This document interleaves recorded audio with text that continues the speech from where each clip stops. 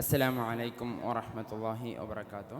അൽഹംദുലില്ലാ വസ്സലാത്തു വസ്സലാമു അലാ റസൂലില്ലാ വഅലാ ആലിഹി വസഹ്ബിഹി അജ്മഈൻ അമ്മാ ബഅദ്.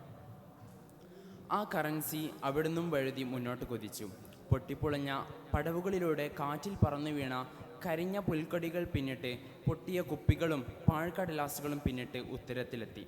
അവിടെ വെച്ചയാൾ കറൻസി നോട്ട് കൈപ്പിടിയിലാക്കുക തന്നെ ചെയ്തു. അവിടെ ഏറ്റവും മുകളിൽ ആരോ പൊടിയിലും വെയിലിലും ഉപേക്ഷിച്ചു പോയ ഒരു പുസ്തകപ്പൊതിയുണ്ടായിരുന്നു. അതിൽ തുകൽ ചട്ടയിട്ട ഒരു പുസ്തകം, ബഗ്ദാദിൻ്റെ സുവർണകാലം എന്ന് ശീർഷകം. മഴ കൊണ്ടാവണം ഏടുകൾ പലതും ഒട്ടിച്ചേർന്നിരിക്കുകയാണ്. നൂറ്റാണ്ടിൻ്റെ തുടക്കത്തിലുണ്ടായിരുന്ന അറബ് ലിപിയാണ് മുഖപേജിലെ എഴുത്ത്. പ്രശസ്ത ചരിത്രകാരനും പൊളിറ്റിക്കൽ സയൻറ്റിസ്റ്റുമായ USA മൈക്കിൾ ഹാമിൽട്ടൺ രചിച്ച പുസ്തകമാണ് ലോസ്റ്റ് ഹിസ്റ്ററി എന്ന് പറയുന്നത്. അദ്ദേഹം ഈ പുസ്തകത്തിൽ ചരിത്രം വ്യാഖ്യാനിക്കുന്ന പുസ്തകമാണെങ്കിലും ഇതുപോലെയുള്ള നറേഷൻ കൊണ്ടുവന്ന് ഫിക്ഷനായിട്ടുള്ള നറേഷൻ കൊണ്ടുവന്ന് ഈ പുസ്തകത്തെ കൂടുതൽ ഭംഗിയാക്കിയത് എത്രത്തോളം ഉപകാരപ്പെട്ടുമെന്ന് വെച്ചാൽ, അക്കാഡമിക് ആയിട്ടുള്ള ചർച്ചകൾക്കിടയിൽ നിന്ന് ഈ പുസ്തകത്തിന് മോചിതനാവാൻ കഴിഞ്ഞു എന്നുള്ളതാണ് ഏറ്റവും പ്രധാനപ്പെട്ട ഒരു കാര്യമായി ഞാൻ കാണുന്നത്. പ്രധാനമായും അധിക ചരിത്ര ഗ്രന്ഥങ്ങളും അക്കാഡമിക്സിൻ്റെ ഇടയിലെ ചർച്ചകളിൽ നിന്ന് അവിടെ ഒതുങ്ങിക്കഴിയുമ്പോൾ, മറിച്ച് അതിനൊരു മറുതലത്തിലേക്ക് ജനങ്ങളുടെ ഇടയിലേക്ക് ഇറങ്ങിച്ചെല്ലാൻ ഈ പുസ്തകത്തിന് സാധിച്ചു എന്നുള്ളതാണ് ഈ പുസ്തകത്തിൻ്റെ വിജയം.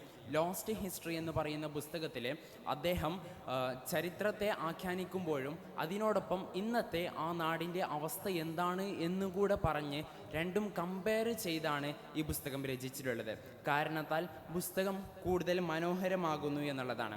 ഈ പുസ്തകം പ്രധാനമായും ഇസ്ലാമിൻ്റെ നഷ്ടപ്പെട്ടു പോയ ചരിത്രം, അതല്ലെങ്കിൽ ഇസ്ലാമിൻ്റെ പ്രതാപകാലത്തെ വ്യാഖ്യാനിക്കാൻ മനസ്സ് കാണിക്കാത്ത ചരിത്രകാരന്മാർക്കെതിരെയുള്ള ഒരു വിപ്ലവമായിട്ട്, ഒരു തുടക്കമായിട്ടാണ് ഈ പുസ്തകത്തെ നമുക്ക് വായിക്കാൻ കഴിയുക.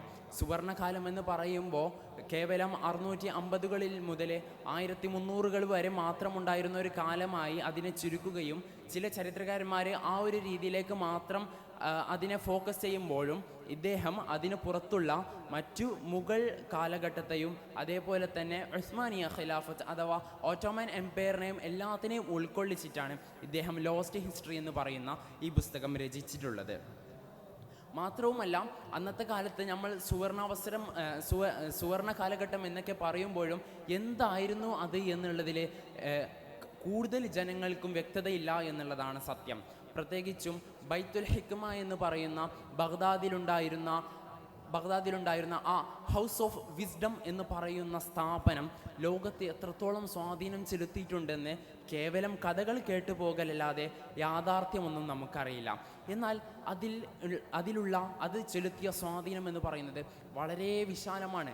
അവിടുന്ന് പഠിച്ചിറങ്ങിയ സയൻറ്റിസ്റ്റ്, അവിടുത്തെ ലൈബ്രറി യൂസ് ചെയ്ത സയൻറ്റിസ്റ്റ്, പിന്നീട് അവർ കൊണ്ടുവന്ന ഒരു അറബിക് വിപ്ലവം, അല്ലെങ്കിൽ ഈ മുസ്ലിം ശാസ്ത്രജ്ഞന്മാർ കൊണ്ടുവന്ന വിപ്ലവം പിന്നീട് യൂറോപ്പിൻ്റെ റിനൈസൻസിന് അത് വഴിവെച്ചുവെങ്കിലും യൂറോപ്പ് പിന്നീട് ഉന്നതിയിലെത്തിയതിനു ശേഷം ഇവരെ മറക്കുകയും ആ ചരിത്രങ്ങളെല്ലാം യൂറോപ്പിൻ്റെത് മാത്രമായിട്ടും അറബിയിൽ നിന്ന് അല്ലെങ്കിൽ മുസ്ലിം സമൂഹത്തിൽ നിന്ന് മാറ്റി നിർത്തപ്പെട്ട ഒരു കഥയുമായി മാറുകയാണത് ചെയ്തത്. ഒരുപാട് ഉദാഹരണങ്ങളുണ്ട്.